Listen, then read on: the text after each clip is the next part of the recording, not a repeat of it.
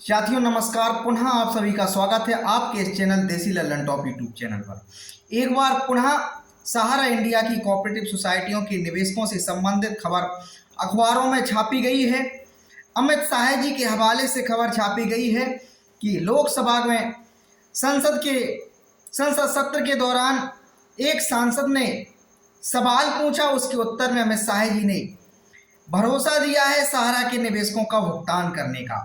उसी के संदर्भ में आज के इस वीडियो में मैं आप लोगों के समक्ष उपस्थित हूँ, नई जानकारी के साथ, नई सलाह के साथ और नई जागरूकता के साथ। साथियों, अखबार ने खास करके एक अखबार ने बड़े मुख्य प्रिंट पर बड़े शब्दों के साथ छापा है कि सहारा के 10 करोड़ जमाकर्ताओं को वापस मिलेंगे फंसे हुए 86,000 करोड़ रुपए।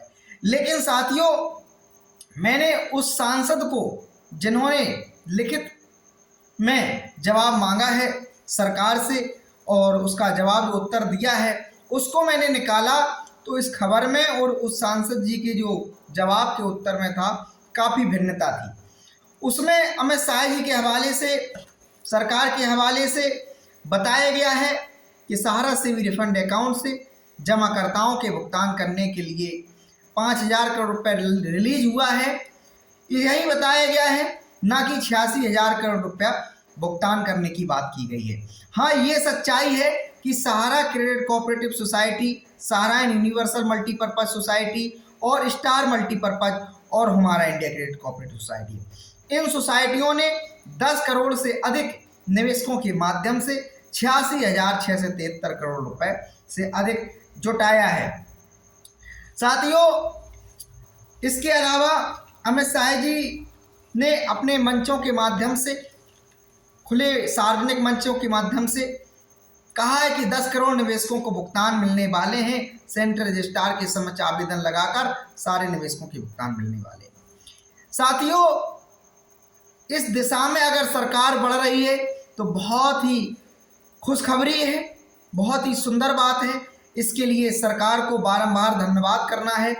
और अमित शाह जी ने अगर वास्तव में सोच लिया और निर्णय कर लिया, मैं समझता हूँ वर्तमान में जो केंद्र की सरकार है और केंद्र सरकार में खासकर बैठे हुए अमित शाह और नरेंद्र मोदी जी की जोड़ी है, यदि ये किसी मामले पर निश्चय कर लेते हैं कि नहीं, इस मामले को अब बड़ी शीघ्रता से निपटाना है, उसके परिणाम चाहे देश के हित में हो या ना हो, लेकिन तत्काल निर्णय करने की स्थिति में ये लोग आ जाते हैं। तो यही अच्छी स्थिति हो सकती है सहारा इंडिया के निवेशकों के लिए, सहारा इंडिया के पीड़ित कार्यकर्ता और एजेंटों के लिए।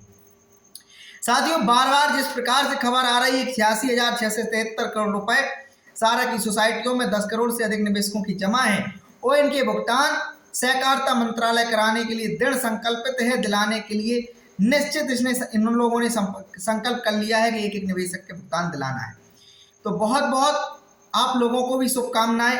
हमारी जो पहल थी, शुरुआत थी, इसमें सफलता प्राप्त हो गई है या होने की कुछ ही दिनों में संभावना है। इसके लिए हम सरकार को बहुत बहुत धन्यवाद देंगे, क्योंकि बड़ा लंबा संघर्ष किया है सहारा के पीड़ित निवेशक और पीड़ित एजेंटों ने, जिनका इस मामले में कोई गुनाह नहीं था। इन्होंने अपने जीवन को सुंदर बनाने के लिए, भविष्य को सुंदर बनाने के लिए सपने संजोए थे और अपना मेहनत का, गाड़ी कमाई का पैसा सहारा द्वारा संचालित सोसाइटियों की स्कीमों में लगा दिया। सहारा में अच्छे रिटर्न के भरोसे दिए गए, लेकिन जब भुगतान मिलने की बारी आई तो सहारा से विवाद का हवाला देते हुए सहारा समूह ने निवेशकों के भुगतान को करना रोक दिया। साथियों, इसके अलावा जो अखबार में छपा है उसके संदर्भ में आप लोगों को मैं बता देता हूं। अखबार ने मुख्य हेडिंग छापी है, सहारा के 10 करोड़ जमाकर्ताओं को वापस मिलेंगे फंसे हुए 86,000 करोड़ रुपए, भुगतान के नियम तय। उसी में एक कॉलम बनाया गया है, लिखा गया है, शाह ने बताया कि फिलहाल सेबी के रिफंड खाते में 24,075 करोड़ रुपए जमा है। इस रकम को पारदर्शी तरीके से वितरित करने की जिम्मेदारी जस्टिस आर सुभाष रेड्डी को दी गई है। गौरव अग्रवाल को न्यायमित्र नियुक्त किया गया है। भुगतान की व्यवस्था के लिए नियम केंद्रीय रजिस्ट्रार ने पूर्व न्यायाधीशों की सहमति से कड़ी निगरानी में तैयार किए हैं। क्या वास्तव में नियम तैयार हो गए हैं? और नियम तैयार हो गए हैं तो इसकी जनता को अभी तक जानकारी क्यों नहीं मिली है? सेंट्रल रजिस्ट्रार किस माध्यम से भुगतान करने वाले हैं? कल के मैंने वीडियो में अवगत कराया था कि सहारा के कोऑपरेटिव सोसाइटियों के निवेशकों को 10 से 15 दिन अभी और इंतजार कर लेना चाहिए। किसी प्रकार के भय भ्रम में नहीं आने चाहिए। लोग तमाम प्रकार की गुमराह करने वाली बातें कर रहे हैं कि आप सर्टिफिकेट की कॉपी लगाकर सेंट्रल रजिस्ट्रार को भेज देंगे, आपके खाते में पैसा आ जाएगा। तो ऐसा नहीं है साथियों। आपको ओरिजिनल सर्टिफिकेट, पासबुक सहारा के द्वारा जो भी जारी किए गए उनको सेंट्रल रजिस्ट्रार के पास भेजकर सत्यापित कराने पड़ेंगे। अब वो आगे व्यवस्था 1-2 दिन में या 10-15 दिन में सामने आ जाएगी कि सेंट्रल रजिस्ट्रार आपको किस प्रकार से भुगतान के जो दावे हैं और सत्यापित कराने का प्रक्रिया करते हैं। जो सर्टिफिकेट आपके पास सहारा के रखे हुए हैं, क्या वो वहाँ सीधा सेंट्रल रजिस्ट्रार के कार्यालय में जमा कराने के लिए खिड़की कोई खोलने वाले हैं कि सीधा वहीं से खोला जाए, फॉर्म को भरा जाए और आपके बैंक अकाउंट में पैसा डाल दिया जाए, या घर बैठे रजिस्ट्री के द्वारा, डाक द्वारा भेजने की कोई सुविधा दी जाती है, या इसके पूर्व एक प्रक्रिया बनाई जाए कि एक कोई ऑनलाइन पोर्टल बना दिया जाए, उसमें समस्त सर्टिफिकेट की डिटेल अपलोड कर दी जाए और कितना पैसा जमा है समस्त जानकारी, अपना खाता नंबर, बैंक खाता नंबर, पैन कार्ड नंबर, आधार कार्ड वगैरह की सारी डिटेल अपलोड कर दी जाए। इसके बाद सत्यापित करने के बाद आपसे कहा जाए कि आप अपने सर्टिफिकेट को सेंट्रल रजिस्ट्रार की इस एड्रेस पे भेज दीजिए, आपके भुगतान खाते में आ जाएंगे। ये बहुत जल्दी शीघ्र आ जाएगा। लेकिन जिस प्रकार से तमाम मैं कहता हूँ जो खबरें आ रही हैं कि 86,673 करोड़ रुपए, अरे 86,673 करोड़ रुपए तो इन सोसाइटियों ने निवेशकों से जुटाए हैं। अब भुगतान में क्या ब्याज देने की मंशा नहीं है सरकार की, या सहारा की, या सहारा की सोसाइटियों की, या सेंट्रल रजिस्ट्रार की? भाई क्यों इस बात की बातें बार बार अखबारों के माध्यम से या अमित शाह जी के माध्यम से जिस प्रकार से कहा कि 10 करोड़ निवेशकों को भुगतान मिलने वाले, अरे 10 करोड़ निवेशकों को भुगतान, एक तरफ आपने ये भी कहा सहारा से भी रिफंड अकाउंट से 5,000 करोड़ रुपए सरकार ने अपनी एक हस्तक्षेप याचिका के माध्यम से सहारा से भी रिफंड अकाउंट से 5,000 करोड़ रुपए रिलीज कराए हैं। तो 5,000 करोड़ रुपए में कैसे संभव है, कैसे संभव है? बार बार यही प्रश्न मेरे समक्ष, हृदय में, मेरे मस्तिष्क में चल रहा है। लेकिन अगर बार बार ये बात आ रही है कि 86,673 करोड़ रुपए या 10 करोड़, जो आंकड़ा एक रखा जा रहा है, इसके लिए ऑफिशियल तरीके से न तो अभी सेंट्रल रजिस्ट्रार के माध्यम से, न ही सहकारिता मंत्रालय के तरफ से इस बात को कहा गया कि 86,673 करोड़ रुपया जो सहारा की सोसाइटियों ने जुटाए हैं उनका ब्याज सहित एक दिन का ब्याज सहित आपका भुगतान होगा। अभी तक स्पष्ट नहीं हुआ है। 5,000 करोड़ रुपए में के बारे में जरूर एकदम स्पष्ट है, क्लियर है कि 5,000 करोड़ रुपए का भुगतान सहारा से भी रिफंड अकाउंट से हस्तांतरित किया गया है। सेंट्रल रजिस्ट्रार को भुगतान करने का आदेश दिया गया है सुप्रीम कोर्ट से। अब आगे सरकार ये विचार कर रही है और तभी ये खबरें आ रही हैं अनुमानित, जिस प्रकार से लोग अनुमान लगा रहे हैं कि नहीं अब 86,673 करोड़ रुपए। तो इसके लिए सरकार को मैं तहे दिल से हिंदुस्तान के उन करोड़ों लोगों की तरफ से बार बार धन्यवाद करना चाहूँगा कि अगर सरकार वास्तव में इस दिशा में बढ़ रही है, लोगों के जीवन को सुंदर बनाने की दिशा में सरकार बढ़ रही है, तो मैं कहूँगा देर आए दुरुस्त आए, सुबह का भूला शाम को घर लौट आता है, उसको भूला नहीं कहते हैं। हालांकि बहुत सारी क्षति इसमें हो चुकी है। हमारे तमाम सारे एजेंटों ने, सहारा के निवेशकों ने, तमाम सारे जो सहारा इंडिया परिवार के कार्यकर्ता हैं, उन्होंने तनाव में आकर, अवसाद में आकर अपने जीवन लीला को समाप्त कर लिया है। मैं ईश्वर से प्रार्थना करूंगा ऐसे लोगों को भगवान शांति प्रदान करे। भगवान से प्रार्थना करूंगा कि सहारा के निवेशकों को शक्ति दे, सहनशीलता दे कि जब तक उनका भुगतान उनके खातों में नहीं आ जाए उनको किसी प्रकार का अवसाद ना हो, तनाव ना हो, परेशानी ना हो, कोई प्रकार की बीमारी ना हो, कोई प्रकार की दिक्कत ना हो। आज हनुमान जयंती है। हनुमान जी से भी मैं आप लोगों से प्रार्थना करूंगा कि हनुमान जी महाराज इस सरकार में बैठे हुए हमारे जो सहकारिता मंत्री, सेंट्रल रजिस्ट्रार है और प्रधानमंत्री जी हैं, उनको इस प्रकार से मोटिवेट करें, उनकी दिमाग में इस प्रकार की एक संरचना आए कि एक एक सहारा के निवेश का भुगतान सुनिश्चित हो जाए, ब्याज सहित उसका पैसा निवेशक का उसके खाते में पहुंच जाए।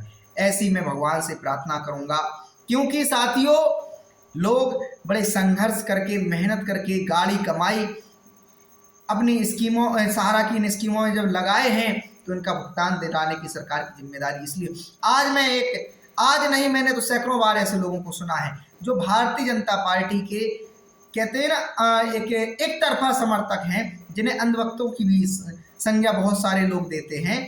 तो वो बिना जांच पड़ताल के, बिना जानकारी करे उस तह में जाए क्या मामला है क्या नहीं है, सीधा कमेंट कर देते हैं। क्या प्रधानमंत्री से पूछकर आपने सहारा में पैसा लगाया था? क्या सेंट्रल रजिस्ट्रार से पूछकर लगाया था? क्या सरकार ने आपसे कहा था कि सहारा में पैसा लगाओ? मैं ऐसे लोगों से कहना चाहूँगा, भैया समझने का प्रयास करो, इस मामले की गंभीरता का समझने का प्रयास करो। 13 करोड़ लोग सहारा में निवेश किए हैं। इसमें वो लोग हैं जो किसान वर्ग के लोग हैं, मजदूर वर्ग के लोग हैं, छोटे व्यापारी वर्ग के लोग हैं, गांव देहात से अधिकांशतः लोग इस सहारा की स्कीमों में लोग पैसा लगाए हैं। तो अंदाजा लगा सकते हैं हिंदुस्तान के तमाम शहरों में, बड़े शहरों में सहारा के दफ्तर खोले गए, ऑफिस खोले गए। क्या ये जब दफ्तरों पे बोर्ड लगाए जा रहे थे, क्या इन पे दृष्टि सरकार की नहीं पड़ती है? कैसे सरकार को जानकारी मिल जाती है फलाने व्यक्ति के पास 5 करोड़ रुपया, 50 करोड़ रुपया गलत तरीके से रखा हुआ है, और इनकम टैक्स वाले आकर, ईडी वाले आकर, वो ये लोग आकर उनकी खिलाफ कार्रवाई कर देते हैं। तो इनका एक निगरानी तंत्र होता है, एक सूचना तंत्र होता है। क्या ये सहारा के मामले में सरकार का सूचना तंत्र फेल नहीं था? फेल था। तभी सहारा के मामले में सहारा से भी विवाद होते हुए भी सेंट्रल रजिस्ट्रार ने, जो पूर्व में कृषि मंत्रालय के अंतर्गत आते थे, सहारा की इतनी सारी सोसाइटियों को पंजीकृत कर दिया। एक नहीं, दो नहीं, कितनी सहारा क्रेडिट कोऑपरेटिव सोसाइटी, सहारा यूनिवर्सल मल्टीपर्पज, स्टार मल्टीपर्पज, हमारा इंडिया, और भी तमाम सारी सोसाइटियां हैं जो सार्वजनिक रूप से जनता के सामने अभी नहीं आई, निवेशक और कार्यकर्ताओं के बीच नहीं आई। तो क्या ये कैसे संभव हो गया? जब सेबी के साथ आपका विवाद चल रहा था, उसके पहले आपका रिजर्व बैंक के साथ विवाद चल रहा था, उसके पहले आपका इनकम टैक्स के साथ विवाद चल रहा था। ये विवाद कोई हल्के फुल्के नहीं थे, बड़े स्तर के विवाद थे। क्या सेंट्रल रजिस्ट्रार को लाइसेंस पंजीकरण देने से पहले सेबी से या रिजर्व बैंक से या कंपनी मंत्रालय से क्या एक सलाह नहीं मांगनी चाहिए थी कि सहारा समूह का ये विवाद हमारी जानकारी में आया है और सहारा समूह के लोग हमसे लाइसेंस लेने आए हैं, पंजीकरण लेने आए हैं, इनको देना चाहिए, नहीं देना चाहिए? अच्छा, और दे भी दिया, तो इसके बाद कैसे संभव हो गया कि सहारा समूह के शीर्ष प्रबंधन ने इन सोसाइटियों पे कब्जा कर लिया? सोसाइटियां स्वतंत्र होती हैं, जिस प्रकार से आपकी सरकार जनता के द्वारा इलेक्टेड होती है, इसी प्रकार से सोसाइटियों के अध्यक्ष, कोषाध्यक्ष, प्रबंधक, निदेशक, ये सब सोसाइटियों के सदस्य निवेशकों के द्वारा होते हैं। क्या सहकारिता मंत्रालय, सेंट्रल रजिस्ट्रार और कृषि मंत्रालय की जिम्मेदारी नहीं थी कि समय समय पे ऑडिट करा के ये जानकारी ली जाए कि सहारा की सोसाइटियों के जो निवेशक हैं, इनके द्वारा क्या वास्तव में अपने जो सहारा की सोसाइटियों के प्रबंधन निदेशक का मंडल है, इनको चुनाव के द्वारा किया जाता है या सहारा के शीर्ष प्रबंधन द्वारा थोप दिया जाता है? क्या जिम्मेदारी नहीं थी? क्या ये भी जिम्मेदारी नहीं थी कि किस प्रकार से सहारा रियल एस्टेट कॉरपोरेशन लिमिटेड और सहारा हाउसिंग इन्वेस्टमेंट जो कॉरपोरेशन लिमिटेड था, उनके निवेशकों को पहले सहारा क्यूसॉप में ले जाया गया और सहारा क्यूसॉप के सर्टिफिकेट को फिर इसमें सहारा की सोसाइटियों में परिवर्तित कर दिए गए? तो क्या ये सेंट्रल रजिस्ट्रार की जिम्मेदारी नहीं थी समय समय पर देखा जाए? क्यों बिना जानकारी दिए, गुमराह करके, किस प्रकार से ये नियमों के विपरीत जाकर के सहारा समूह ने एक दूसरे से सर्टिफिकेट को ट्रांसफर करने का काम किया? क्या इसके लिए पारदर्शी निगरानी तंत्र सेंट्रल रजिस्ट्रार को नियुक्त नहीं करना चाहिए था? इसलिए साथियों, जो लोग कहते हैं कि नहीं सरकार की कोई जिम्मेदारी नहीं है, उनको इस बात को समझना चाहिए, इस मामले की गंभीरता समझना चाहिए, इस प्रकार की टिप्पणी करने से बचना चाहिए। और मैं उन लोगों को एक उदाहरण देकर संतुष्ट करना चाहता हूँ। मान लीजिए आपके देश में कोई आपदा आ जाए, कोई तूफान आ जाए, कभी कोई प्राकृतिक आपदा आ जाए, तो क्या हमारी सरकार आगे बढ़कर पीड़ितों की मदद करने के लिए आगे नहीं आती है? क्यों बाढ़ आने पर तमाम सारे एनडीआरएफ से लेकर तमाम सारी सेना तक को भेज दिया जाता है? क्यों भेजा जाता है? क्यों जनमानस की क्षति ना हो। राष्ट्र को सुसज्जित करने का प्रयास करना चाहिए, सरकार का कर्तव्य है, दायित्व है, जिम्मेदारी है। तो सहारा के निवेशकों को जो मामला है वो राष्ट्र से जुड़ा हुआ मामला है। 13 करोड़ निवेशक तमाम सारी सहारा की कंपनियों में भुगतान नहीं करने के कारण प्रभावित हैं, परेशान हैं, प्रताड़ित हैं, दुखी हैं, अवसाद का जीवन जी रहे हैं। किसी के बेटे का समय से शिक्षा नहीं मिल पा रहा है, किसी की बेटी की समय से शादी नहीं हो पा रही है, किसी के बूढ़े माँ बाप ने सपने सजाए थे कि सहारा की स्कीम्स में हम एक साल इतना पैसा जमा कर देंगे तो रिटर्न के रूप में, मासिक के रूप में MIS की भांति सहारा स्कीम चलाती है, उसके माध्यम से हमें इतना मिलता चलता रहेगा कि बुढ़ापे की लाठी बनेगा। तो एक देश की सरकार पर काला धब्बा है जब तक सरकार सहारा के निवेशक का एक निवेशक का भुगतान कराना सुनिश्चित नहीं कर देगी। और भुगतान कराने के लिए सरकार को जिस प्रकार से काम करना चाहिए उस प्रकार से सरकार करती हुई भी नहीं दिखाई दी। क्यों? पिछले 4-5 वर्षों से कौन नहीं जानता है, 2017-18 से निवेशकों ने सरकार को, सेंट्रल रजिस्ट्रार को इस बात की शिकायतें भेजना प्रारंभ कर दी थी कि हमारा भुगतान सहारा समूह की सोसाइटियों के द्वारा नहीं किया जा रहा है। सेबी, सहारा, सरकार एक दूसरे पर फुटबॉल की भांति खेलती रही, वो इधर से बाउंस उधर, उधर से बाउंस इधर। क्यों किया गया ये? सेबी ने बार बार कहा कि नहीं, हमारा कोई अधिकार नहीं है इन निवेशकों का भुगतान करने का। तो तुम्हारा अधिकार नहीं था तो तुम्हें सोचना चाहिए था भाई, सेबी के अधिकारी भी जो जिम्मेदार पदों पर बैठे हुए हैं, क्या इनकी जिम्मेदारी नहीं एक दूसरे से, सेबी वाले हों चाहे RBI वाले हों, चाहे सेंट्रल रजिस्ट्रार वाले हों, चाहे कंपनी मंत्रालय वाले हों, चाहे वित्त मंत्रालय वाले हों, तमाम सारी सूचनाएं एक दूसरे को प्रेषित करते हैं। क्यों करते हैं? कि ज़्यादा से ज़्यादा मात्रा में लोगों का हित किया जाए, देश का हित किया जाए, इसीलिए करते हैं। तो इस प्रकार की टिप्पणी से बचने का प्रयास करना चाहिए। सहारा का भुगतान करना सरकार के लिए बहुत आसान काम है, बहुत कठिन काम नहीं है। सहारा के पास सहारा हॉस्पिटल है, सहारा के पास सहारा होटल्स हैं, सहारा के पास तमाम सारे मीडिया चैनल्स हैं, इंटरटेनमेंट चैनल्स हैं, अखबार हैं। इन सबके जो संपत्तियां हैं, चल संपत्तियां हैं, इतनी हैं कि निवेशकों का भुगतान ब्याज सहित किया जा सकता है। बहुत आसान काम है। सरकार इन संपत्तियों को खरीद ले और खरीद करके निवेशकों का भुगतान करना प्रारंभ करें। अब आप इस प्रक्रिया में जाएंगे कि नहीं, हम कुर्क करेंगे, नीलाम करेंगे, MB वैली इतना बड़ा लाखों करोड़ रुपए का है, 10,000 एकड़ में फैला हुआ है, ग्राहक नहीं मिल रहा है, कोई किसी के पास इतना पैसा नहीं है, मंदी का दौर चल रहा है, कौन खरीदेगा। ये सब बहानेबाजी में अगर सरकार जाएगी, सेंट्रल रजिस्ट्रार जाएंगे या सेबी जाएगा या सहारा समूह जाएगा, तो अगले 20 से 50 वर्षों में भी सहारा के निवेशकों के साथ न्याय नहीं होने वाला। ईमानदारी तरीके से भुगतान अगर सरकार को करना है, बहुत शॉर्टकट फॉर्मूला है कि सहारा के निवेशकों के लिए पहले एक राहत पैकेज, बजट पैकेज जारी करें कि नहीं, ये 2 लाख करोड़ रुपए सहारा के निवेशकों के लिए हमने निकाल दिए हैं। जब आप किसान सम्मान निधि में लाखों करोड़ वितरित कर सकते हैं, विद्यार्थियों के स्कॉलर में तमाम सा लाखों करोड़ रुपए वितरित किए जाते हैं इस देश के अंदर। साथ ही एक जानकारी और देना चाहूँगा इसी बीच, RBI के पास आपका 35,000 करोड़ रुपए पहुंच गया है। और पहुंचा किसका है? आपको ताज्जुब होगा, हम आपका, छोटे छोटे लोगों का, कोई बड़े औद्योगिक कंपनियों का पैसा नहीं पहुंचा है, बड़े लोगों का नहीं पहुंचा, बड़े व्यवसायियों को नहीं पहुंचा, उन लोगों का पैसा पहुंचा है जो 10 वर्षों से बैंक जाकर अपना पैसा मांगने नहीं गए थे। पिछले 10 वर्षों से जिन लोगों ने बैंक से कांटेक्ट नहीं किया था। अब आप लोग समझ सकते हैं, बहुत सारे इस देश में ऐसे परिवार होते हैं जिन्हें पता ही नहीं होता है कि हमारे बाबा का, परदादा का, पिताजी का बैंक में खाता है, और जब उनकी मृत्यु हो जाती है तो बैंक द्वारा उनको कोई सूचना नहीं दी जाती, कोई उनको नोटिस नहीं दिया जाता है कि आपका 5,000, 10,000, 20,000 रुपए जमा है, ले जाइए। और उनको जानकारी जैसे तैसे पता चलती भी है तो इतनी कठिन प्रक्रिया है इनके पैसा रिटर्न करने की कि मृत्यु प्रमाण पत्र तो ठीक है आदमी बनवा लेता है, फिर ये सर्टिफिकेट लेके आओ, आपके आधार कार्ड में स्पेलिंग्स का डिफरेंट है, आपके मृत्यु प्रमाण पत्र में मात्रा का डिफरेंट है, घटना स्थल इसमें थोड़ा अलग दिख रहा है, अब वहाँ जाकर इसको एफिडेविट लेके आओ। इतनी जटिल प्रक्रिया है कि निवेशकों को, जनता को, बैंक के खाता धारकों को अपना ही पैसा लेने के लिए इतना समय बर्बाद करना पड़ता है, इतना परेशान होना पड़ता है। उसको लगता है इससे अच्छा है इस पैसे को छोड़ दो।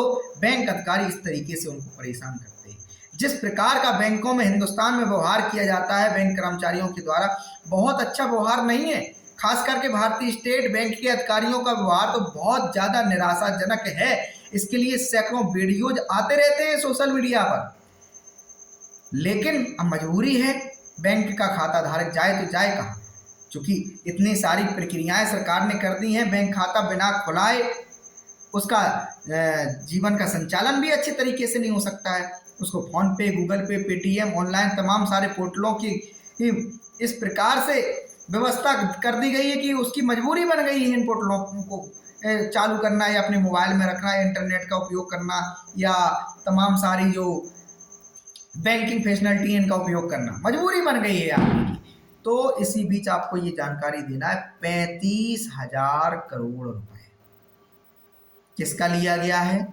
बैंक में उन निवेशकों का, उन खाता धारकों का आरबीआई को अपने पास ले लिया आरबीआई ने, जो पिछले 10 वर्षों से बैंकों से किसका पैसा था। मतलब जो भी मार सरकार मारती है वो सिर्फ क्या छोटे छोटे किसान, छोटे छोटे मजदूर वर्ग, छोटे व्यापारी, सब मतलब निचले तबके के लिए सारे नियम कानून हैं और बड़े तबकों के लिए सिर्फ राहत और उनके लिए सिर्फ आरामदायक जीवन बनाने का प्रयास सरकार के द्वारा किया जाता है। सच्चाई थी साथियों कि यदि ईमानदारी तरीके से ये बैंकें प्रयास कर लेती कि नहीं, हमारे बैंक खाता धारकों की ये मेहनत की कमाई होगी, इनका पैसा हमें देना चाहिए, तो ये पैसा आरबीआई के पास नहीं गया होता, ये देश के बैंक खाते धारकों के 1200 उत्तराधिकारियों के पास जाता। बैंक में अपना अगर उत्तराधिकारी बैंक खाता खुलवाने जाइए आप बैंक के फार्म में भी भर देंगे खाते में कि हमारा ये वारिस है, नॉमिनी है, इसके बावजूद भी वो अपनी साइट पे अपलोड नहीं करते। ये स्थिति है बैंकों की। मतलब इसके बाद जब उत्तराधिकारी उसमें नहीं होता है या वारिस नहीं डला होता है, तो मान ली किसी व्यक्ति की मृत्यु हो जाती तो इतना परेशान किया जाता उसके अपने पैसे लेने के लिए। तो इस प्रक्रिया में सुधार की आवश्यकता महसूस क्यों नहीं होती हमारी सरकारों को? क्या इसलिए नहीं होती कि पैसा मजदूरों का है, छोटे किसानों का है, छोटे व्यापारियों का है, आम मध्यम वर्गीय परिवारों का है? किसी बड़े घराने का 35,000 करोड़ रुपए सरकार लेके दिखाई, तो 5,000 करोड़ रुपया सहारा से भी रिफंड अकाउंट से जो सरकार ने आज का लगाई, बिल्कुल स्वागत जनक सरकार का फैसला है, इसके लिए मैं सरकार को धन्यवाद दूंगा। लेकिन 5,000 करोड़ रुपए से सवाल इस बात का हो क्या रहा है? मामला 2 से 3 लाख करोड़ रुपए का है। इस बात को सरकार को समझ लेना चाहिए। जब 86,673 करोड़ रुपए का आंकड़ा किसने दिया? कोई हम आपने नहीं दिया। सेंट्रल रजिस्ट्रार ने सहारा की सहकारी समितियों की व्यक्तिगत सुनवाई की, 6 सुनवाइयां की। उन 6 सुनवाइयों में सोसाइटियों से जानकारी प्राप्त हुई कि 62,000 करोड़ रुपया सहारा ने केवल एमबी वैली में लगा दिया, और वो एमबी वैली जो 2004-05 की है, और सहारा की सोसाइटियों का कारोबार स्टार्ट हुआ 2010, 11, 12 के बाद। तो कैसे संभव हो गया 62,000 करोड़ रुपया लगाना? तो यही हुआ कि पुराने सर्टिफिकेट को नई स्कीम्स में ट्रांसफर किया गया, और पुरानी कंपनियां जो रही होंगी एमबी वैली में, उनको नई कंपनियों में ले जाने का प्रयास। जिस प्रकार से शेयरों की खरीद फरोख्त कहा गया था, विवेक अग्रवाल जी जो पूर्व सेंट्रल रजिस्ट्रार थे, उन्होंने कहा था कि काल्पनिक तरीके से फायदे दिखाए गए, नुकसान दिखाए गए, यहाँ से वहाँ तमाम डाटा का तमाम सारा प्रयोग किया गया। तो ये किसी भी व्यापारिक संस्थान का खुद का निर्णय हो सकता है कि नहीं, अब हमें दूसरी कंपनियों से टाई अप करना से अच्छा है कि अपने स्वयं ग्रुप के अंतर्गत कंपनियों से कारोबार कर लिया जाए। लेकिन लीगल अनलीगल तरीका जो भी सहारा ने अपनाया, उसको देखने का काम इतनी सारी एजेंसियां भारत में हैं, आर्थिक अपराध शाखा से लेकर ED, CBI, income tax, RBI, central registrar, company मंत्रालय, वित्त मंत्रालय, इतने सारे विभाग डिपार्टमेंट हैं, तो इनका काम है देखें भैया। लेकिन देश के लोगों को परेशान करने की जो आदत हमारी सरकारों को है, उसमें बदलाव करना पड़ेगा और करना चाहिए। और लोकतंत्र के प्रति यदि आपकी वास्तव में सच्ची श्रद्धा है, तो लोकतंत्र का जो मतलब होता है कि लोकतंत्र का मतलब होता है इस देश के लोग ही इस देश के सच्चे मालिक हैं, ना कि कोई डीएम, एसडीएम, एसपी इस देश का मालिक है, ना कोई प्रधानमंत्री, राष्ट्रपति इस देश का मालिक है, ना कोई न्यायाधीश इस देश का मालिक है। लोकतंत्र में ये है, जनता के द्वारा निर्वाचित की जाती है सरकार, वोट का, मतदान का, इसकी सरकार हमारी ये व्याख्या भूल जाती है कि वास्तव में ये जो मतदान करने वाले लोग हैं, इनकी वजह से हम सरकार में है और इनके लिए हमें क्या करना चाहिए। तो अपने अपने जो जिम्मेदार पदों पर बैठे हुए अधिकारी हैं, उनसे हाथ जोड़कर हमारा प्रार्थना है कि सहारा समूह का मामला अब बहुत ज़्यादा पेचीदा है। इस पर आप कार्रवाई जो सहारा के शीर्ष प्रबंधन पे कर रहे हैं करें, लेकिन इसका असर जनता और जनमानस और देश पर नहीं पड़ना चाहिए। समझने का प्रयास करें, जनता और जनमानस पे तो सिर्फ असर होता ही होता है, इस पर इस देश की जीडीपी पर असर होता है। क्या समझते हैं? सहारा की सोसाइटियां अगर ईमानदारी तरीके से, पारदर्शी तरीके से लोगों से जिस प्रकार से भुगतान पैसा लिए थे उसी प्रकार से भुगतान करने की प्रक्रिया करती, तो लोगों को सरकार तक टैक्स पहुंचता। क्यों टैक्स नहीं पहुंचता? जीएसटी के रूप में टैक्स पहुंचता। अब रिन्यूअल से लेकर नए खाते तक पर रोक लगा दी गई है सेंट्रल रजिस्ट्रार से। उनकी भी मजबूरी रही है कि बार बार सहारा समूह को कहा गया भैया भुगतान करो, सहारा समूह ने नहीं सुना, तब जाके इनके खातों पर नए पैसे लेने पर रोक लगाई सेंट्रल रजिस्ट्रार ने, रिन्यूअल पे इनकी रोक लगाई। तो जो सहकारी समितियां होती हैं स्वतंत्र होती हैं, जनता के द्वारा जनता के हितों के लिए बनाई जाती हैं। सहकार से समृद्धि, जिस प्रकार से इसका विजन है, उद्देश्य है सहकार से समृद्धि, समझिए आप लोग इसका भावार्थ निकालने का प्रयास कीजिए। इंटरनेट की मदद ले लीजिए। सहकारिता मंत्रालय क्यों बनाना पड़ा हमारी केंद्र सरकार को? इसीलिए बनाना पड़ा कि आप लोग सोचते हैं घर बैठे कि नहीं जानकारी निकालें नहीं और सब पैसा मिल जाए। हजारों लाखों लोग सरकार को पत्र लिख के बताएं कि सेंट्रल रजिस्ट्रार के द्वारा ये प्रक्रियाएं की गई, इस कारण से हमारा पैसा फंस गया। अब उम्मीद करते हैं अमित शाह जी के पास मामला है, बहुत गंभीरता से, गहराई से वो इस मामले को देख रहे हैं। मैं उनसे अनुरोध करूंगा, मेरे द्वारा जो प्रस्ताव दिए गए हैं हो सकता है इसमें कुछ त्रुटि हो, सुधार करने की बातें हों, लेकिन हमारा जो मोटो है, उद्देश्य है, सिर्फ इतना है कि हिंदुस्तान के एक एक नागरिक को सरकार सुरक्षा प्रदान करे, उनके मानवाधिकारों की सुरक्षा करे, उनका शोषण होने से बचाए, उनको आर्थिक समानता दे, उनको तनाव से निकालने का प्रयास करे। तो साथियों, जिस प्रकार से लिखित जो जवाब दिया अमित शाह जी ने, वो यही है उसका मूल सारांश कि सहारा के निवेशकों का भुगतान, सहारा की सोसाइटियों के निवेशकों का भुगतान सरकार दिलाने के प्रति गंभीर है। और उम्मीद करते हैं कि आप लोग कभी डिगेंगे नहीं, भ्रमित नहीं होंगे, भटकेंगे नहीं। आपका जो आंदोलन शांतिपूर्ण तरीके से चल रहा है, महात्मा गांधी जी के रास्ते पे चल रहा है, गौतम बुद्ध के रास्ते पे आप लोग चल रहे हैं, उस पे चलते रहें। अपने अपने घर मकानों पे जिस प्रकार से सहारा के निवेशकों ने शुरुआत किया है कि एक पोस्टर चिपकाने का घर के बाहर दरवाजे पर कि सहारा से भुगतान नहीं तो वर्तमान सरकार को मतदान नहीं, जिस प्रकार से ये प्रक्रिया की गई, स्वागत योग्य है ये आप लोगों की तरफ से। 100, 50, 200 रुपए खर्च करके आप एक संदेश दे रहे हैं हमारी सरकार को, निर्वाचन आयोग को संदेश दे रहे हैं, आप जनपद के जिलाधिकारियों को आप संदेश दे रहे हैं कि आप लोगों की भी जिम्मेदारी थी, आपके भी तमाम सारे कर्तव्य थे हमारी सुरक्षा को लेकर, हमारे भुगतान को लेकर, हमारे पैसे को लेकर।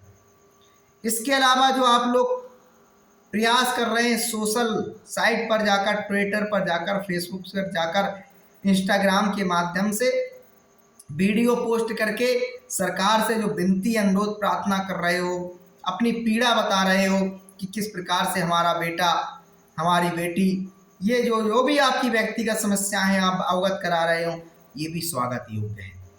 13 करोड़ लोग, 13 करोड़ निवेशक जब उनके परिजन, रिश्तेदार उस वीडियो को देखेंगे, शेयर करेंगे, लाइक करेंगे, तो ये वीडियो सरकार तक पहुंचेंगे। सरकार तक जब पहुंचेंगे तो सरकार को अपना शर्मिंदा होना पड़ेगा कि हमारी इतनी सारी व्यवस्था होते हुए भी, इतने सारे विभाग, इतने सारे मंत्रालय होते हुए भी ये हमारी असफलता है कि सहारा का निवेशक दर दर भटक रहा है। सहारा का कार्यकर्ता 15 लाख जिन लोगों का रोटी जुड़ा हुआ था, जीप को परिचय जुड़ा हुआ था, वो बर्बाद हो चुका है।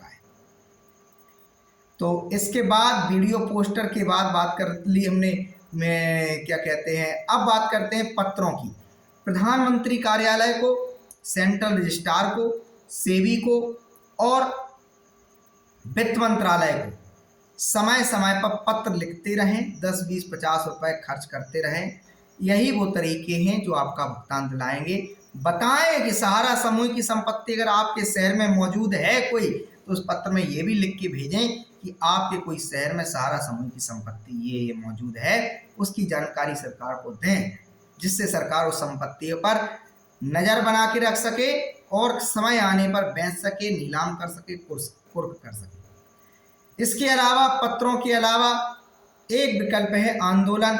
जब भी बात आए, जनपद के जिलाधिकारी को कोई ज्ञापन देना है, कोई सत्याग्रह करना है, किसी प्रकार से कोई आंदोलन का हिस्सा बनना है, तो जाइए, उनमें अपनी सशरीर मौजूदगी दर्ज कराइए, जिससे सरकार को एहसास हो जाए कि ये वो लोग हैं, ये वो अनुशासित लोग हैं कि इतनी गंभीर पीड़ा में होते हुए भी लोग 10, 20, 50 रुपए पर एक दूसरे के जान के दुश्मन हो जाते हैं। इस देश में हजारों मुकदमे ऐसे लिखे हैं, 10, 10, 20, 20, 50, 50, 100 रुपए पर इतना तंगड़ा विवाद हो गया, हजारों मुकदमे लिखे हैं। यहाँ तो लोगों ने अपनी मेहनत की, जिंदगी भर की सपनों का एक महल खड़ा कर रखा था इस पैसे की दम पर कि नहीं, हमारा एक जो जीवन का विजन है वो इस पैसे से जुड़ा हुआ है। लोगों ने वहाँ पैसा लगा दिया सहारा के अंदर। इतने अनुशासित तरीके से ये लोग घर बैठ के मांग कर रहे हैं, कोई किसी प्रकार की सरकार की को क्षति नहीं। अरे सरकार को देखना चाहिए, हम देखते हैं तमाम सारे सरकारी संपत्तियों को लोग बेमतलब के, मतलब कि उनका कोई विजन नहीं, कोई उद्देश्य नहीं, बिना कारण हमारी सरकार की संपत्तियों को क्षति पहुंचा देते हैं। तो उनकी सामने आप लोग कई गुना बहुत सुंदर हैं, अच्छे हैं, अनुशासित हैं। आप जानते हैं कि हमारा राष्ट्र है, हमारे राष्ट्र की संपत्ति को नुकसान नहीं पहुंचाना है। हमारे अपने राष्ट्र के लोग हैं, आज नहीं तो कल सुनेंगे और सुनना पड़ेगा। कोई अंग्रेज तो है नहीं, कोई फिरंगी तो है नहीं, कोई बाहर से आए हुए मुगल तो है नहीं, जिनके सामने आप चाहे हाथ जोड़ें, चाहे प्रार्थना करें, चाहे रिक्वेस्ट करें, चाहे कुछ करें, सुनेंगे नहीं। सत्ता में जो लोग हैं, विपक्ष में जो लोग हैं, वो हमारे अपने देश के नागरिक हैं, हमारे अपने देश के लोग हैं। वो एक अलग बात है किसी व्यक्ति को, किसी नेता को, किसी सांसद को, किसी विधायक को, किसी अधिकारी को आपकी बात बहुत जल्दी समझ में आ जाती हो, किसी अधिकारी, किसी नेता को बहुत देर में समझ में आती हो। लेकिन अब जिस प्रकार से अमित शाह जी ने इस मामले पर बोला है, बात रखी है और लिखित जवाब संसद में भी दिया है, कहा जा सकता है कि सरकार इस मामले पर गंभीर है। बस आपको एक्टिव रहने की जरूरत है, आपको सोने की जरूरत नहीं है, आपको जागरूक रहने की जरूरत है। इन चीज़ों पे आपको काम करना ही करना चाहिए। ये हमारे फंडामेंटल राइट, इसमें कोई बुराई नहीं। संविधान ने हमें ये कहा है कि आपकी जो पीड़ा है उसको सरकार को आप पहुंचा सकते हैं। संविधान ने कहा है कि आप अपनी जो बोलने की आज़ादी है उस पर आप बोलकर कह सकते हैं, लिख सकते हैं। लिखना, बोलना, हवा लेना, चलना फिरना, इस पे कोई रोक नहीं लगा सकता। ये संविधान ने हमारे खूबसूरती है हमारे संविधान की। हमारा संविधान जितना लचीला भी है, कठोर भी है, इसीलिए कहा जाता है सबसे सुंदर लोकतंत्र है। इसीलिए साथियों, हमारे वीडियो लंबे हो जाते हैं, लेकिन हमारे मूल भाव को समझने का प्रयास करें।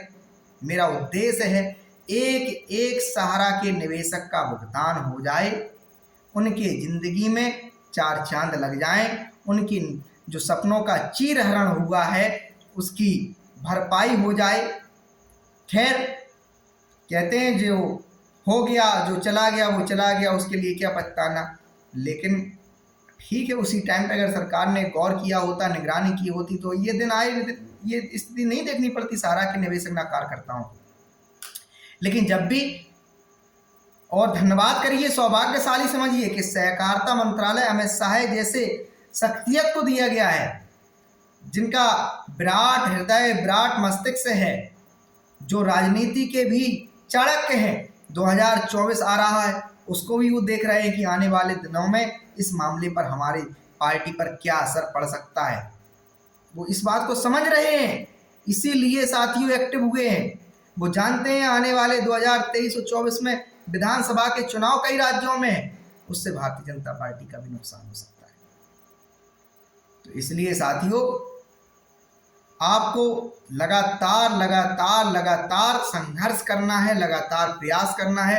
जैसे कहा जा रहा है कि ऑल इंडिया संघर्ष न्याय मोर्चा विधानसभा घेराव की अलग अलग राज्यों में तैयारी कर रहा है, तमाम सारी डेट दे रखी हैं। अभी 14 अप्रैल के लिए जयपुर राजस्थान से आई है खबर कि वहाँ तैयारी कर रहे हैं सहारा के निवेशक और सहारा के एजेंट कि अशोक गहलोत सरकार को घेरा जाए, राष्ट्र गान गाकर, तिरंगा यात्रा निकाल करके उनको संदेश दिया जाए कि हमारी पीड़ा समझने का प्रयास कीजिए। इसके अलावा उत्तर प्रदेश में भी तैयारी चल रही है ऑल इंडिया संघर्ष न्याय मोर्चा की कि यहाँ भी राष्ट्रगान गा करके उत्तर प्रदेश की योगी आदित्यनाथ की सरकार को संदेश दिया जाए कि हमारी पीड़ा, हमारी तकलीफ को समझिए।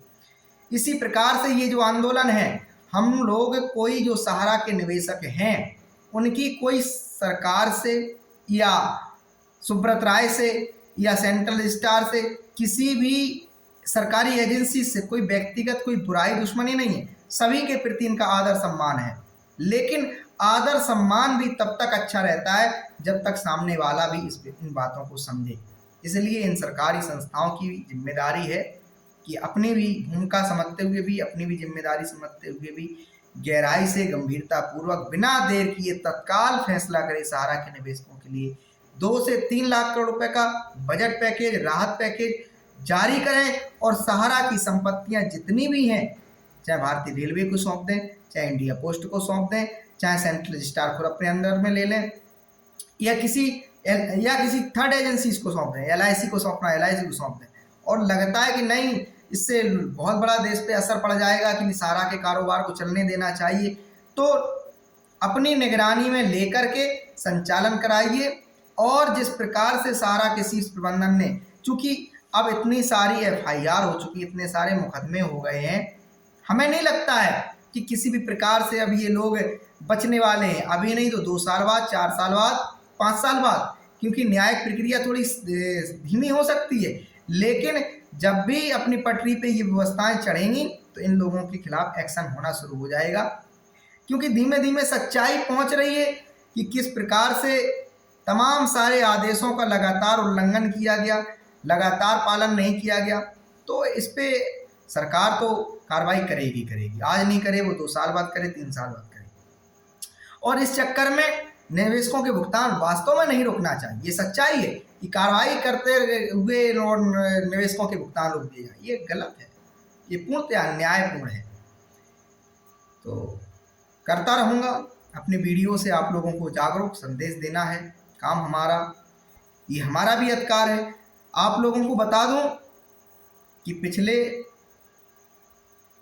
कई सालों से सहारा के निवेशकों ने, सहारा के एजेंटों ने जो दुखद जीवन जिया है, उस दुखद जीवन के बारे में अगर पुस्तकों में हमारे लेखक लिखना प्रारंभ कर देंगे वो दुख भरी कहानियाँ, वो परेशानी भरी कहानियाँ। तो इतिहास में हमारी जो संस्था है सेबी, सेबी को बहुत काले अक्षरों में लिखा जाएगा कि सेबी की गंभीरता इस मामले की नहीं देखा गया सेबी के द्वारा। और कभी सेबी के द्वारा 62,000 करोड़ रुपए की बात कर दी गई सहारा समूह से लेने की, कभी कह दिया गया निवेशक फर्जी है, निवेशक मिल नहीं रहे, कभी कह दिया निवेशक ट्रेस नहीं हो पाए। जिस प्रकार से सेबी के द्वारा क्रियाकलाप किए गए बहुत उचित नहीं कहा जा सकता है। अरे बड़े बड़े मामलों को हमारे न्यायालय तक कह देते हैं इनको सेटलमेंट कर लिया जाए, आपसी सहमति से देख लिया जाए। सहारा के अधिकारियों ने कुछ गलत किया था तो उन पे कार्रवाई कर देते, उनसे पेनाल्टी वसूल लेते। ये क्या तरीका था कि आपको निवेशक भी ढूंढे हुए नहीं मिल रहे थे, दूसरी तरफ आप लगातार के पैसों की डिमांड कर रहे थे आप जमा कराएं, तीसरी तरफ आप कह रहे थे कि सेबी ये जो मनी लॉन्ड्रिंग का केस हो सकता है। तो प्रश्न चिन्ह तो आपके समक्ष भी लगता है कि आपकी भूमिका बहुत अच्छी नहीं रही है, कोई शक वाली बात नहीं। धन्यवाद साथियों, यही कहना है कि आप लोग लगातार जागरूक रहें, जागरूकता ही भुगतान दिलाएगी। हमारी बातें बहुत सारे लोग, अगर हमारे चैनल पर तमाम सारे लोग आते हैं, कभी कोई आ जाता है सहारा का जो आज भी कहते हैं जो अंधभक्त टाइप के चाटुकार टाइप के लोग आ जाते हैं जिन्हें आज भी सहारा से कमीशन मिल रहा है या तनख्वाह मिल रही है, या सहारा को लगता, उन्हें के दिमाग में अभी नहीं पहुंचा है कि सहारा के खिलाफ कार्रवाई क्यों हुई। अरे ठीक है, आपकी सुब्रत राय के प्रति, सहारा के शीर्ष प्रबंधन के प्रति हमदर्दी है। आपने देखा है सहारा समूह कारगिल में मदद किया, कारगिल के शहीदों की मदद किया, कच्छ में किया, ये तमाम सारी प्रक्रिया आपने देखा है। भारतीय क्रिकेट बोर्ड का बहुत सारे सामाजिक कार्यों में सहारा ने योगदान दिया। लेकिन आपको इस बात को समझना चाहिए, कोई भी व्यक्ति कितना बड़ा धार्मिक बना रहे, कोई भी व्यक्ति कितना भी बड़ा समाज सेवी बने रहे, इसका मतलब ये थोड़े है कि वो किसी व्यक्ति का मर्डर कर देगा, उस पर कार्रवाई नहीं होगी, उसको जेल नहीं भेजा जाएगा, उस पर मुकदमा पंजीकृत नहीं होगा।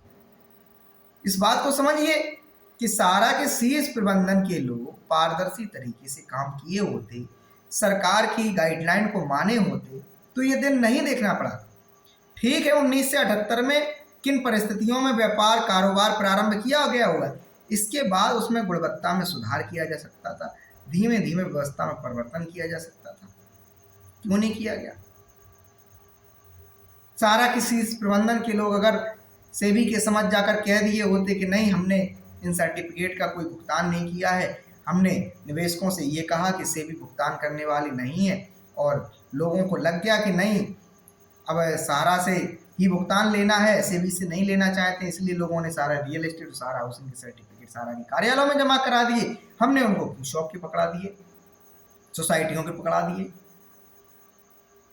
तो गलतियां दोनों तरफ से हैं, बहुत सारी गलतियां निवेशकों की भी है, एजेंटों की भी है, लेकिन हर मामले का एक समाधान खोजने का प्रयास होना चाहिए, खास करके जब एक बहुत बड़ा मामला हो, जन समूह से जुड़ा हुआ मामला।